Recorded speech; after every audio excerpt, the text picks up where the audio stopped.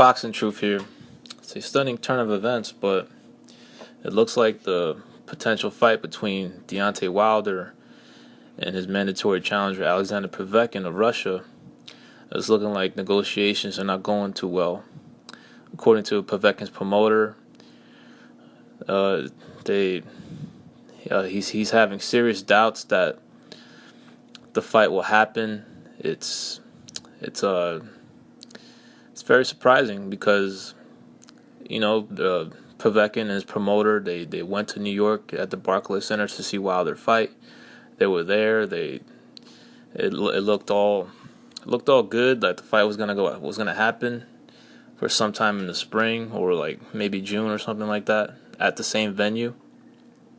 But now Povetkin's promoter is having serious doubts that they'll make a deal, and he feels that Deontay will simply vacate his WBC belt and fight Prince Charles Martin, who holds the IBF strap, and that is not. I wouldn't advise Wilder to do that. That's a bad look for him. It will look like he's ducking Alexander Povetkin, even though he really wants to fight Povetkin. But if you guys have been watching my videos for the past month, I've been stating that Deontay's team, Al Heyman, and whoever else is involved, they just don't believe in Deontay Wilder. The proof is in the pudding. I mean, look who they matched him with after he won his green belt, his strap for WBC. I mean, it was laughable at times. The opponents he fought after he fought Stavern, he fought Carlos Molina and Thomas Duhaupas, a Frenchman. I mean, how many Frenchman world champions have there been in boxing? I really, not too many. I don't think I can only name one, Georges Carpentier. That's about it. So it's not looking good right now. I mean, Wilder needs to take this fight to prove that he's an elite heavyweight. His team has been handpicking voluntary defenses. It's like watching a world champion on training wheels. He's fighting guys not ranked very high. He shouldn't be fighting these type of opponents as a world champion.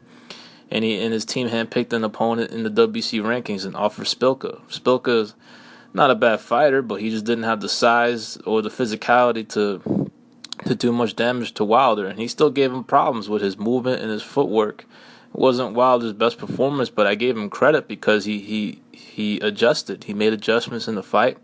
I was impressed that he was able to adjust and figure out the range with Spilka and knock him out. So that's why I gave him credit, while everybody else shitted on his performance. But I gave him credit where credit was due. He adjusted and found a way to get a definitive win. But this is not a good look for Wilder if he simply just dumps the WBC title and not fight Povetkin to fight. It'll be looked at as a path of least resistance in fighting Charles Martin. That's what it would look like. Martin, he's a good fighter. He's got something there, but he's got some potential. But he's not as experienced. He's not as seasoned as Alexander Povetkin. That is the tougher fight for Wilder, Povetkin, and I don't think Martin. I think he needs a couple more fights. I'm not sure. I don't think he's ready for Wilder yet. He needs a couple more fights, and I just don't understand why. I mean, it must look like negotiations are not going well, and Povetkin's promoter, he's got some deep pockets. I mean, if they can't come to an agreement, then the purse bill will take place on February 26th in Mexico City, if the two sides can't come to terms. Now, Povetkin's promoter, he's got some deep pockets, so it's very, very possible that they will win the purse bid. And of course, maybe they'll listen to offers about maybe staging the fight in America, but most likely he'll take the fight to Russia. He did it the last time Povetkin was in this situation. When he was the mandatory to Vladimir Klitschko, his promoter put in a $23 million bid offer, ended up taking the fight to Russia.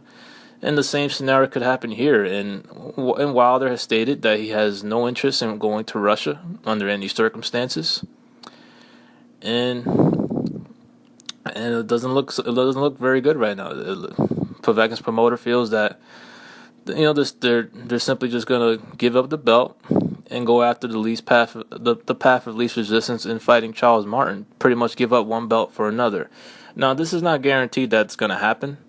Now, the WBC right now are in cahoots with Al Heyman. They're very close right now. They're doing business. They have these tournaments coming up for the 47, 54 pound WBC titles, and according to their rules, it will be a unification bout with Martin.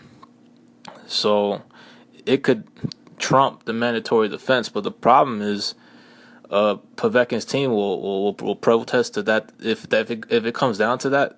Say the WBC grants another voluntary defense because it's a unification bout.